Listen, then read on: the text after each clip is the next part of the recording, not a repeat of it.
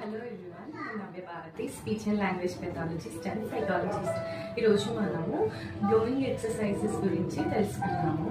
So ఈ blowing exercises అనేవి which are helpful in strengthening the oral muscles, especially కొన్ని రకాల డిజార్ట్రియస్ కండిషన్స్ లో కంట్రోలింగ్ ఎయిర్ ఫ్లో ఇందులో ప్రాబ్లం ఉంటుంది అనమాట. సో క్లారిటీ ఆఫ్ స్పీచ్ తగ్గుతుంది. సో వీళ్ళలో ఎక్కువ అవసరం ఉంటుంది. దీంతో పాటు మజిల్ టోన్ ఎవరికైతే వీక్ ఉంటుందో, అలాగే వెజిటేటివ్ స్కిల్స్ లో బ్లోయింగ్ యాబ్సెంట్ ఉన్న కిడ్స్ లో, డెవలప్మెంటల్ డిలేస్ ఉన్న కిడ్స్ లో, క్లారిటీ ఆఫ్ స్పీచ్ తక్కువగా ఉన్న కిడ్స్ లో కూడా బ్లోయింగ్ ఎక్సర్సైజెస్ అనేది నీడ్ ఉంటుంది అనమాట.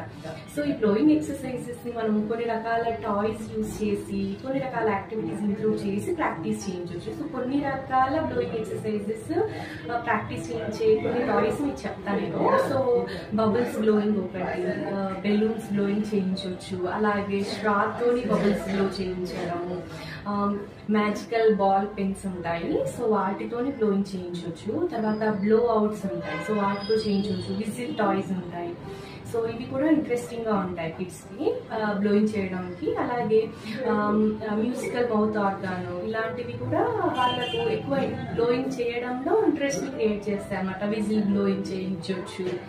సో వీటిని యూజ్ చేయడం వల్ల బ్లోయింగ్ ఇంప్రూవ్ అవుతుంది. సో బ్లోయింగ్ ఇంప్రూవ్ అవ్వడం అంటే like it helps to strengthen the not only speech helpful muscles which is also helpful in improving the air flow, అంటే బ్రెత్ ని కంట్రోల్ చేయడం కోసము.